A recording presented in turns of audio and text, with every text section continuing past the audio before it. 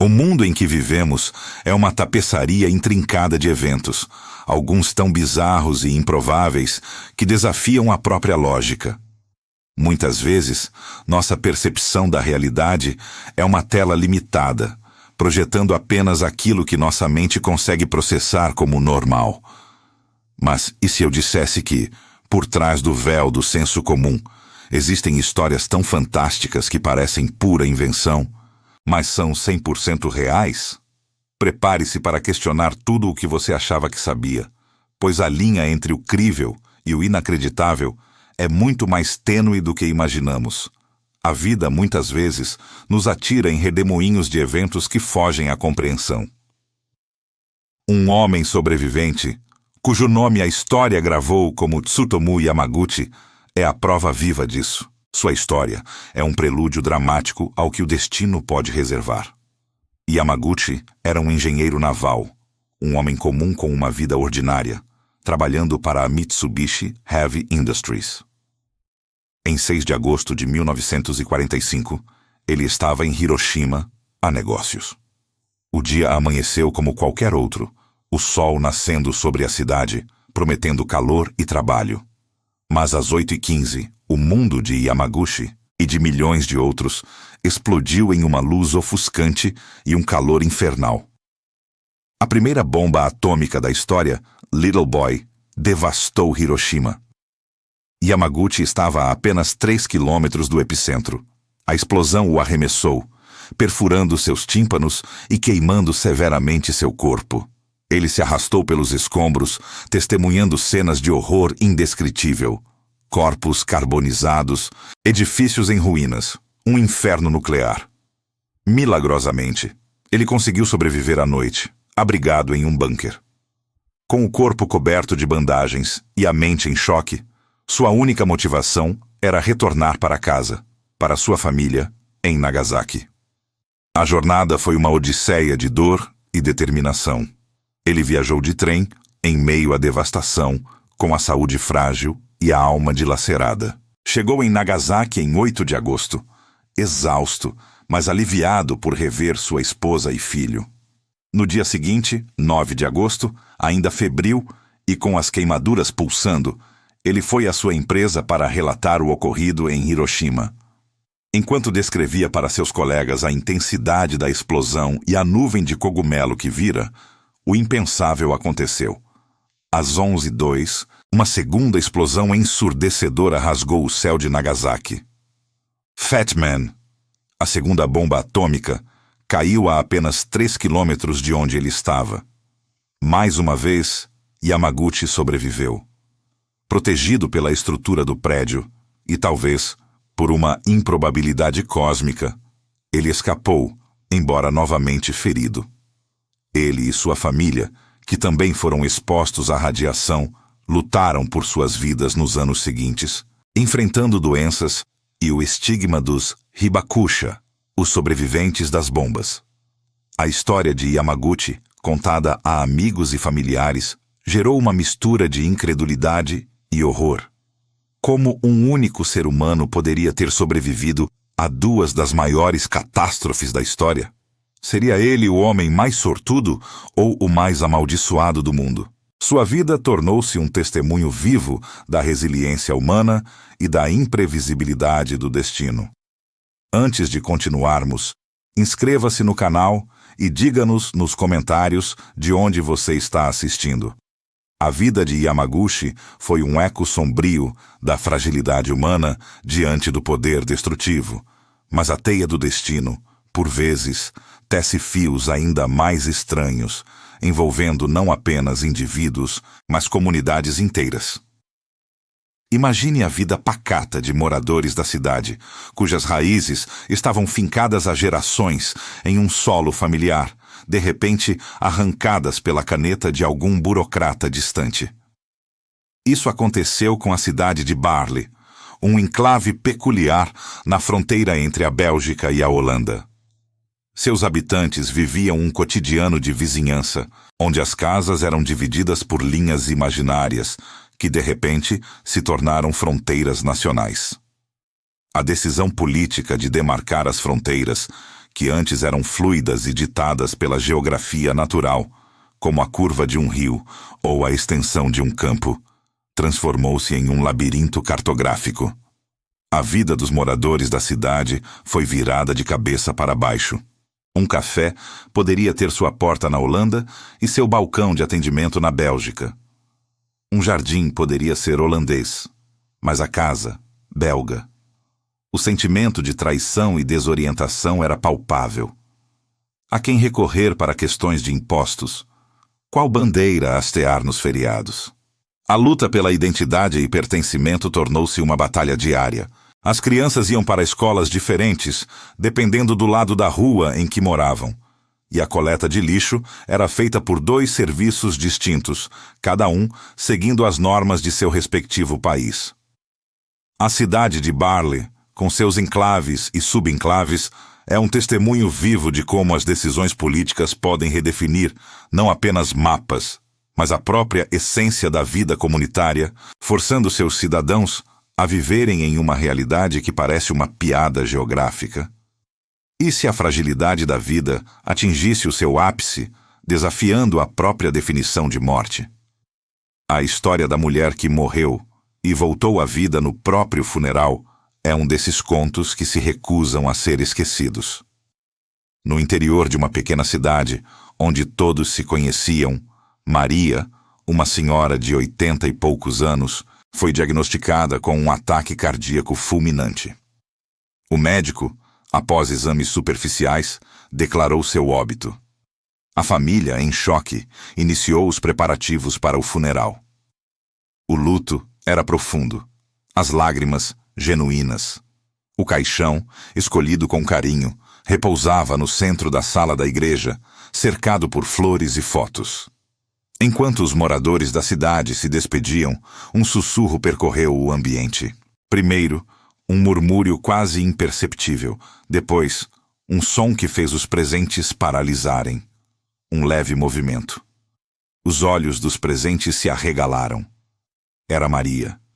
Ela abriu os olhos lentamente, um despertar chocante que transformou o luto em terror e incredulidade.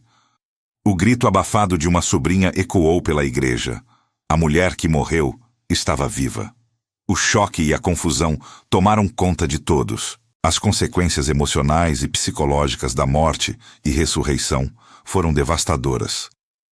Maria, agora, carregava o fardo de ter visto seu próprio funeral, de ter ouvido as palavras de despedida. A busca por respostas era incessante. Como os médicos puderam errar tão drasticamente? A vergonha e a culpa assombravam a família. A difícil reintrodução à vida para Maria foi um processo solitário. Ela não era mais apenas Maria. Era a mulher que havia morrido e retornado.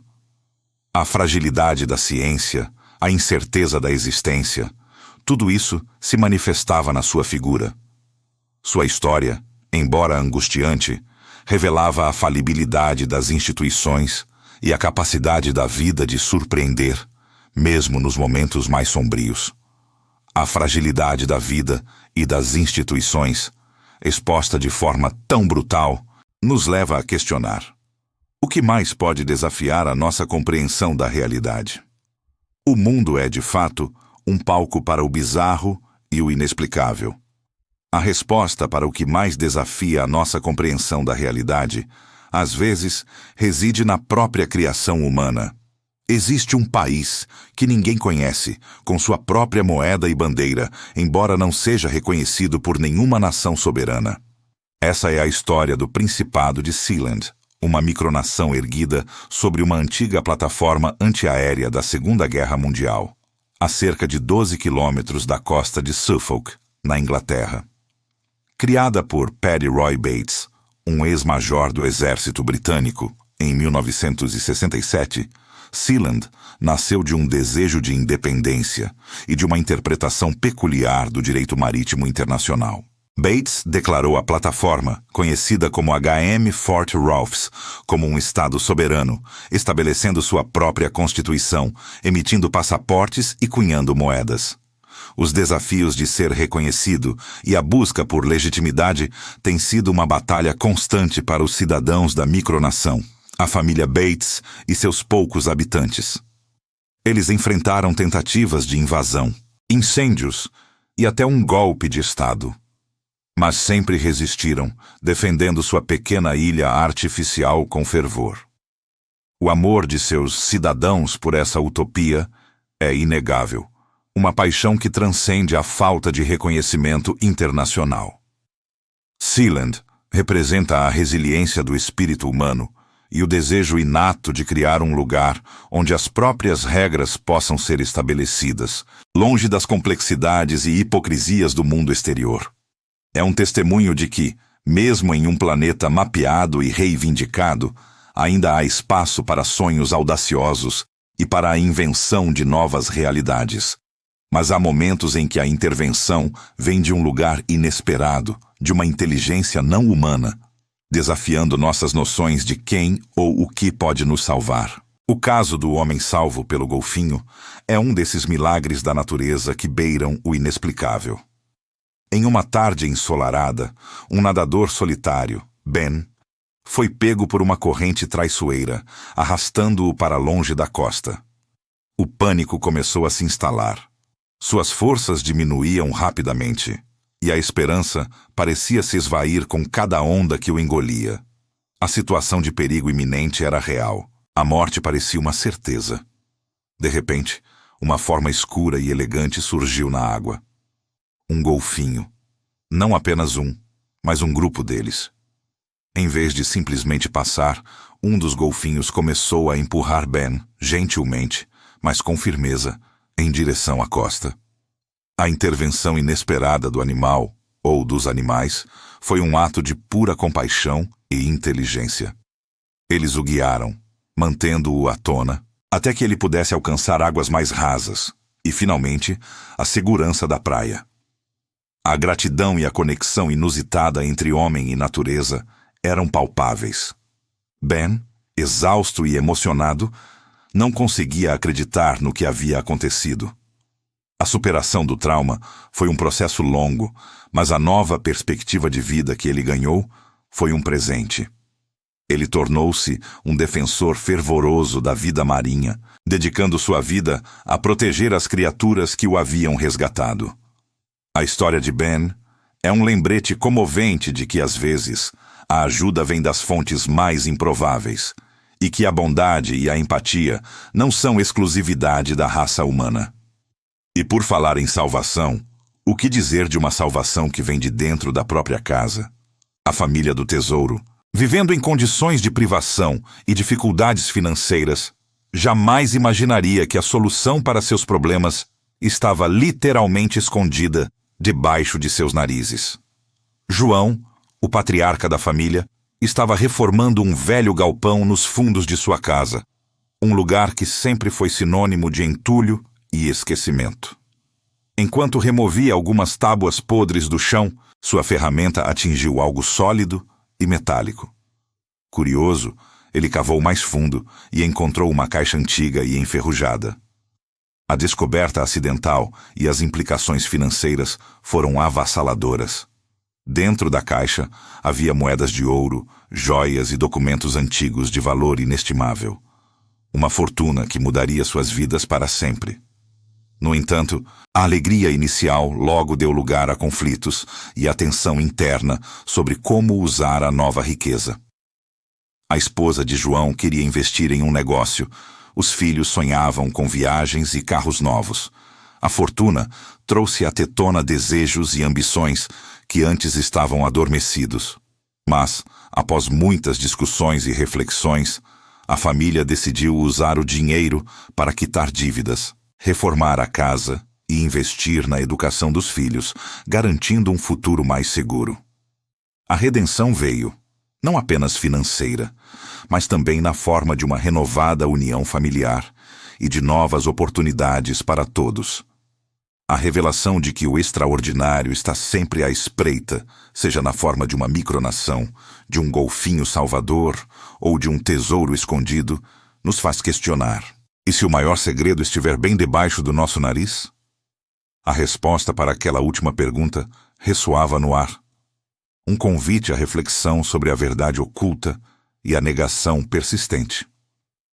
E se o maior segredo estivesse bem debaixo do nosso nariz? Às vezes, aquilo que descartamos como mera fantasia, ou até mesmo loucura, revela-se a mais pura e inegável realidade. A história nos mostra que a linha entre a teoria da conspiração e a verdade pode ser tênue, e o tempo, muitas vezes, é o árbitro final. Pensemos no 7º exemplo, a teoria da conspiração que, para a surpresa de muitos, provou-se verdadeira. Houve um tempo em que a ideia de que governos espionavam seus próprios cidadãos em massa era motivo de riso, taxada como paranoia. Os poucos defensores da conspiração que ousavam levantar essa hipótese eram ridicularizados, suas vozes abafadas pelo coro da descrença inicial e o escárnio público. Eles eram vistos como lunáticos, marginais, obcecados por fantasmas que só existiam em suas mentes. Mas a persistência de poucos em buscar a verdade, a incansável coleta de migalhas de informação, os sussurros de fontes anônimas, tudo isso começou a montar um quebra-cabeça. As evidências que vieram à tona foram chocantes e irrefutáveis. Documentos vazados, depoimentos de insiders, a confirmação de programas de vigilância em larga escala. A verdade, antes tão zombada, explodiu na consciência pública, revelando que a realidade era, de fato, mais estranha do que a ficção. O sentimento de vingança contra os que duvidaram era palpável entre os que, por anos, foram estigmatizados. Não era uma vingança cruel, mas a satisfação amarga de ter sido validado, de ver a cortina da ilusão finalmente rasgada. A luta pela verdade, por vezes, é uma jornada solitária e ingrata, mas a recompensa, quando a verdade emerge, é a redefinição da própria realidade. E se a verdade viesse de ainda mais longe, de além do nosso planeta? O 8º exemplo nos transporta para o céu, para o inexplicável, para o objeto voador não identificado que, contra todas as expectativas, foi oficialmente reconhecido. Por décadas, os avistamentos de OVNIs foram relegados ao folclore, a histórias de pescadores e excêntricos. As testemunhas de OVNI, pessoas comuns que juravam ter visto algo extraordinário, eram frequentemente desacreditadas, suas experiências minimizadas ou explicadas por fenômenos naturais ou alucinações. O encobrimento governamental, a negação sistemática, era a norma. Relatórios eram arquivados, depoimentos silenciados, a verdade escondida sob um véu de sigilo e desinformação. Mas o número crescente de avistamentos, a consistência dos relatos e, mais importante, a credibilidade das novas testemunhas, pilotos militares, oficiais de inteligência, começou a criar uma pressão pública insustentável. A era digital, com vídeos de alta resolução e a capacidade de compartilhar informações globalmente, tornou a negação cada vez mais difícil. Não se tratava mais de uma ou duas pessoas, mas de um coro crescente de vozes. O governo, confrontado com evidências esmagadoras e a inquietação popular, foi forçado a fazer uma admissão parcial, reconhecendo a existência de fenômenos aéreos não identificados, que não podiam ser explicados pela tecnologia humana conhecida. As implicações para a ciência e a humanidade foram e continuam sendo profundas. A admissão abriu as portas para uma nova era de questionamento, de exploração, de reavaliação de nosso lugar no cosmos. O conflito central entre a verdade e a negação, a fé e a razão, atingiu um ponto de inflexão. Não era uma questão de acreditar ou não, mas de confrontar o que era inegável. Estamos preparados para aceitar o que não compreendemos. Estamos prontos para quebrar os paradigmas que moldaram nossa visão de mundo por tanto tempo? A existência de tais mistérios, validados por instituições que antes os negavam, nos força a expandir nossa mente e a questionar os limites do que consideramos possível. A batalha pela verdade é incessante, e o campo de batalha, por vezes, é o próprio céu. O que mais nos aguarda, além das estrelas, e o que mais se revelará, se tivermos a coragem de olhar. O que mais nos aguarda, além das estrelas, e o que mais se revelará, se tivermos a coragem de olhar. A pergunta paira no ar, carregada de um peso existencial, e nos leva a confrontar a fragilidade das nossas certezas. E se a verdade, por mais inacreditável que pareça, estivesse à nossa espera, exigindo uma redefinição completa da nossa percepção de mundo, o confronto final está próximo, e ele nos convida a explorar histórias que desafiam a lógica, mas que de alguma forma encontraram seu caminho para a realidade. O 9º exemplo nos transporta para a história do Homem da Arca. Um indivíduo que, movido por uma convicção inabalável e por visões apocalípticas, decidiu construir uma arca para o fim do mundo. Suas motivações e crenças eram profundas, enraizadas em uma interpretação particular de textos antigos e em uma leitura sombria dos sinais dos tempos. Ele via a degradação ambiental, os conflitos sociais e a crescente polarização da humanidade como precursores de um cataclismo iminente. Para ele, não era uma questão de se, mas de quando. O sacrifício pessoal foi imenso. Ele abandonou uma carreira promissora, vendeu a maior parte de seus bens e se isolou socialmente para dedicar cada momento à construção de sua gigantesca embarcação. Amigos, antes próximos, o traíram com suas zombarias e olhares de pena.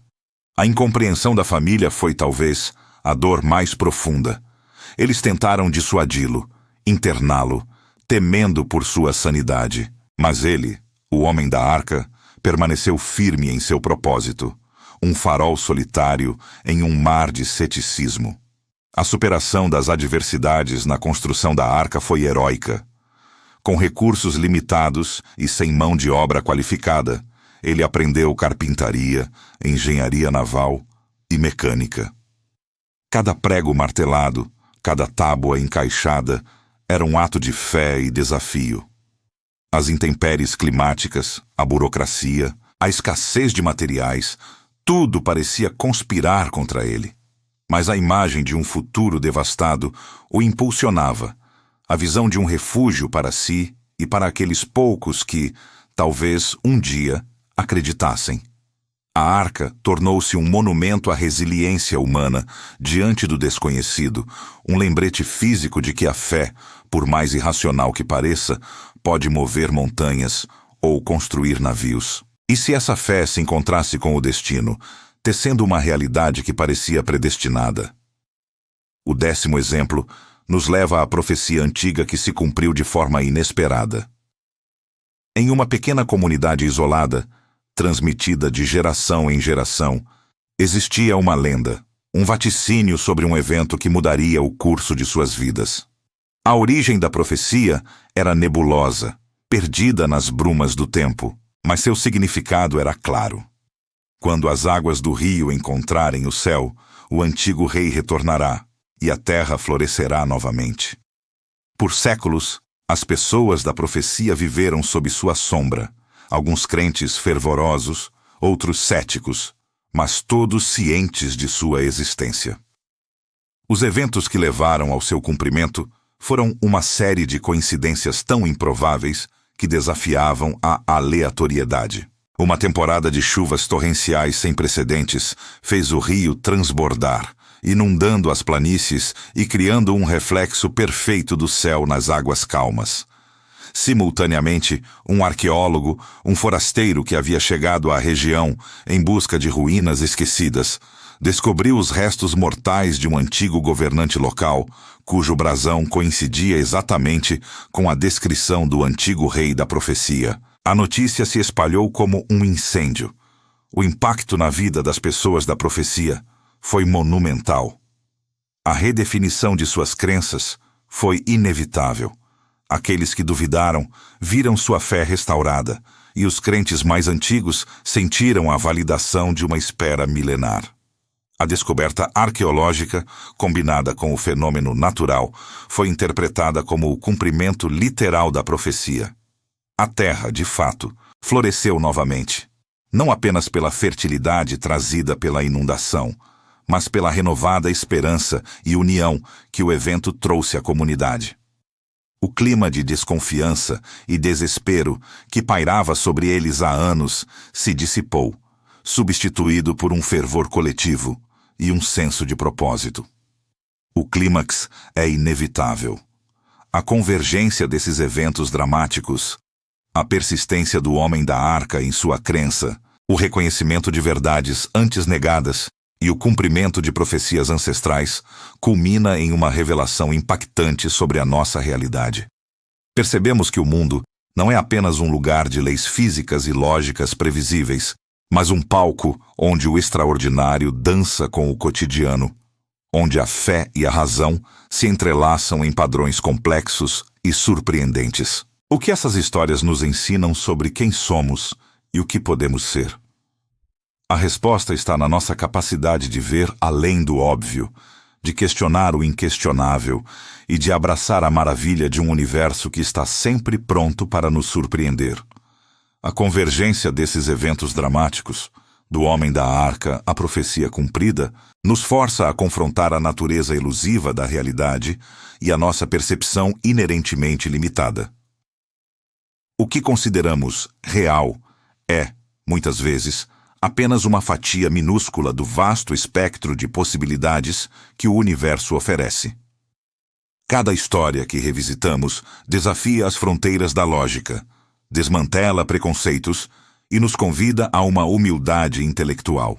Não se trata de negar a ciência ou a razão, mas de reconhecer que há dimensões da existência que transcendem nossa compreensão atual, esperando para serem descobertas, ou talvez já reveladas, mas ignoradas por nossa mente condicionada. A importância de questionar e investigar o que parece impossível nunca foi tão evidente. A curiosidade humana, essa chama inextinguível, é o motor do progresso e da descoberta.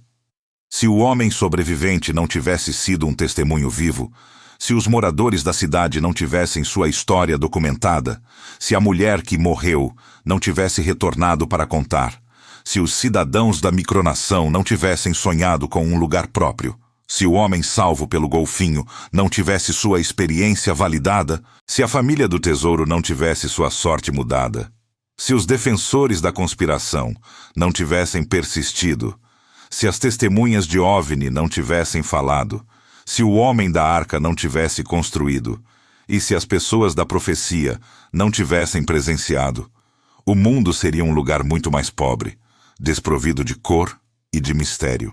Essas narrativas nos impelem a não aceitar a realidade como um fato consumado, mas como um convite constante à exploração. Ao longo dessas 10 histórias, uma tapeçaria rica de emoções e valores humanos foi tecida. Vimos a superação intransigente do homem sobrevivente que se recusou a ser definido pela tragédia. Testemunhamos a busca pela identidade e pertencimento dos moradores da cidade, a luta da mulher que morreu para se reintegrar à vida e a paixão dos cidadãos da micronação por sua utopia. O amor altruísta foi exemplificado pelo golfinho que salvou uma vida e a redenção pela família do tesouro que encontrou não apenas riqueza, mas uma nova perspectiva. A persistência dos defensores da conspiração e das testemunhas de OVNI ressalta a importância da verdade, enquanto a fé inabalável do homem da arca e a redefinição de crenças das pessoas da profecia nos lembram o poder da esperança e da espiritualidade. Essas são histórias de resiliência, de comunidade, de conexão com o mundo natural e o sobrenatural, e da capacidade infinita do espírito humano de se adaptar, de sonhar e de transcender. O mundo, afinal, é um lugar de infinitas possibilidades e mistérios inesgotáveis. O que hoje parece inacreditável pode ser a norma de amanhã. O que é rejeitado como fantasia pode, com o tempo, revelar-se uma verdade intrínseca à tapeçaria da existência. A lição mais profunda dessas narrativas é que devemos permanecer abertos, curiosos e dispostos a reavaliar constantemente nossas certezas. A vida não é uma equação linear, mas uma dança complexa de eventos improváveis, de coincidências cósmicas e de forças que mal. Para você, que nos acompanhou nesta jornada de descobertas, o convite está feito. Compartilhe suas próprias histórias inacreditáveis. Aqueles momentos em que a realidade se dobrou, em que o impossível se tornou possível, em que você testemunhou algo que desafiou toda a lógica. O mundo está cheio de maravilhas ocultas, e cada um de nós carrega um pedaço desse quebra-cabeça cósmico. Ao compartilhar, não apenas enriquecemos a compreensão coletiva da realidade, mas também validamos a experiência humana em sua forma mais extraordinária. A sensação que nos envolve ao final dessa jornada é a de que o mundo é, de fato, muito mais complexo, fascinante e misterioso do que jamais poderíamos ter imaginado. As fronteiras entre o que é real e o que é fantasia se esvaem, e somos deixados com uma profunda reverência pela intricada tapeçaria da existência. Que a curiosidade nos guie, que a mente permaneça aberta e que nunca deixemos de nos maravilhar com as coisas que parecem mentira, mas são 100% reais.